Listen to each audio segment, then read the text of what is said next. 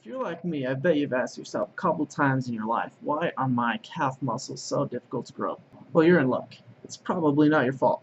There are definitely a few clear physiological responses that can explain this. The lower leg is essentially comprised of four sets of muscles, mainly the gastrocnemius, the soleus, anterior tibialis, and the peroneus muscles. So the gastrocnemius is the muscle most people think of when they hear the word calf, mostly because it's the most visible and shapely of any of the muscles in the lower extremities. It consists of two immovable heads secured to the femur at the lateral and medial ends. The bottom is securely fastened to the Achilles tendon. It is a plantar flexor, which aids in moving the body forward, and also has a minor role with knee flexion. The soleus is kind of hiding. It is a long, thin, flat muscle that will lie directly underneath the gastrocnemius.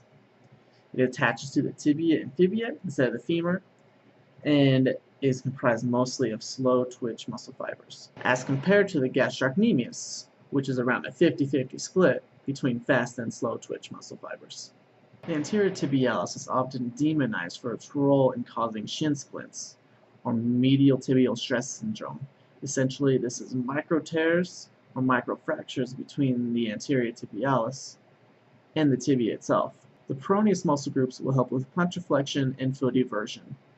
The peroneus longus in particular and the anterior tibialis, when fully developed, can be quite attractive. This will help give the lower leg a thicker, more full build. Now that we understand the muscle groups in the lower leg, I can start explaining why these are sometimes harder to develop. As I explained earlier, the lower leg has a lot of slow twitch muscle fibers. I mean, it's designed to help carry us throughout the entire day. Slow twitch muscle fibers, compared to fast twitch muscle fibers, are going to be much longer and more lean. They're designed for endurance, to last us longer, instead of these short little bouts in which very strong and explosive fast twitch muscle fibers can provide us. Most of the workouts you'll see people doing at the gym designed to develop the calf will be focused mainly toward the soleus.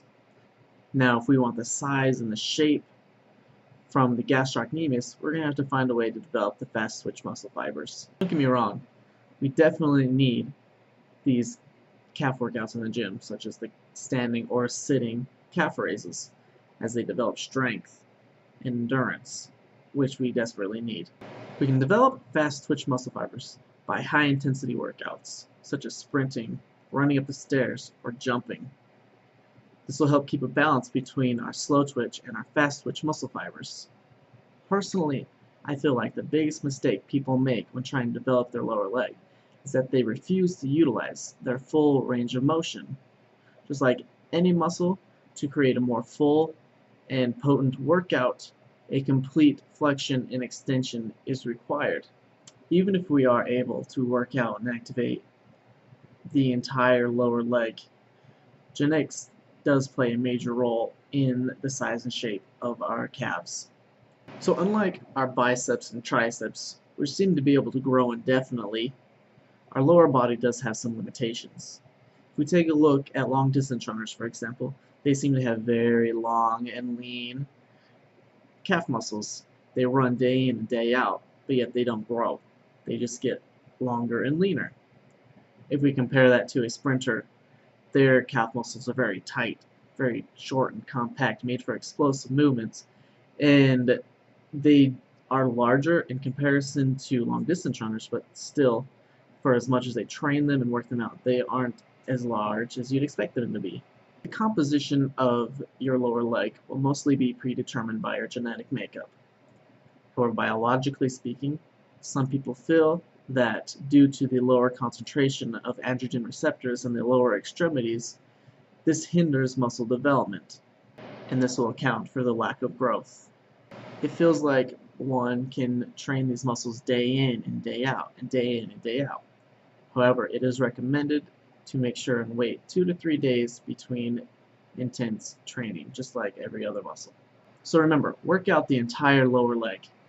Remember to find full extension on each of these exercises, and remember to find a good mix between weight training and high intensity intervals.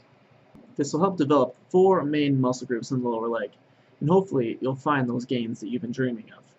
Good luck! Remember to click subscribe and stay tuned for more muscle groups, supplement reviews, workout splits, and diet investigations.